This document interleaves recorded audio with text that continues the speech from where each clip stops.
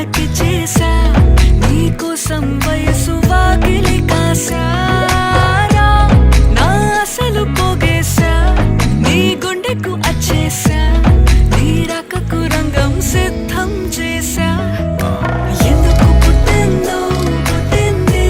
ఏమో నువ్వంటే ముచ్చట పుట్టింది పుడతాని నీ పిచ్చి పట్టింది